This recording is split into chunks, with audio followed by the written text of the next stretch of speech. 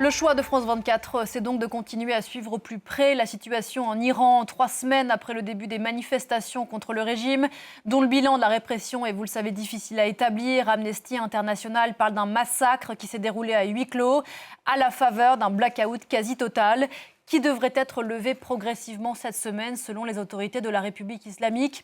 Bonjour Siavash Ghazi, vous êtes à Téhéran pour France 24. Des autorités iraniennes qui ont lancé un ultimatum de 3 jours aux participants des émeutes, je cite, pour se livrer à la justice. Absolument, c'est le chef de la police nationale qui a fait cette annonce. Il a affirmé que, de nombreuses personnes ont été arrêtées, et je le cite, pour participation aux troubles et aux violences.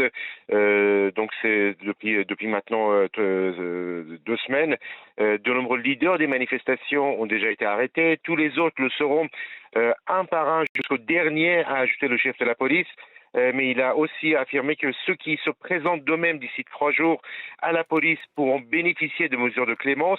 Un appel qui a peu de chances d'être suivi. La télévision et les médias officiels ont diffusé des vidéos extraites des téléphones portables de personnes arrêtées. Sur ces vidéos, par exemple, on voit des manifestants attaquer et brûler des voitures ou des bâtiments publics, des vidéos bien sûr qui pourront constituer des preuves contre ces personnes qui ont été arrêtées pour des condamnations très lourdes.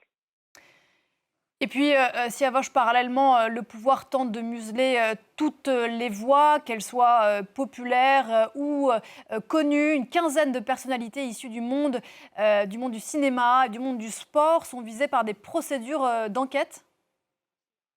Absolument. La justice a annoncé ce matin que des poursuites judiciaires sont engagées contre 15 célébrités du cinéma et des milieux sportifs, mais aussi 10 personnes qui avaient signé une déclaration de la maison du cinéma, une sorte de syndicat des artistes, pour soutenir le mouvement de contestation, en particulier les manifestations les 8 et 9 janvier dernier, lorsqu'il y a eu de nombreux rassemblements à Téhéran, mais aussi dans les villes de province.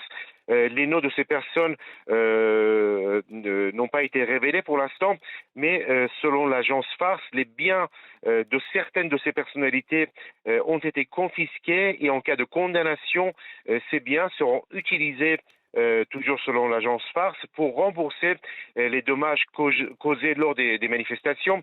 De même, des poursuites sont engagées contre 60 cafés qui avaient annoncé sur Instagram, sur leur page sur Instagram, qu'ils restaient fermés les 8 et 9 janvier par solidarité avec le mouvement de protestation. Ils sont accusés d'avoir, je cite, soutenu directement ou indirectement des actions terroristes. Siavash Ghazi depuis Téhéran. Merci beaucoup, Siavash. L'actualité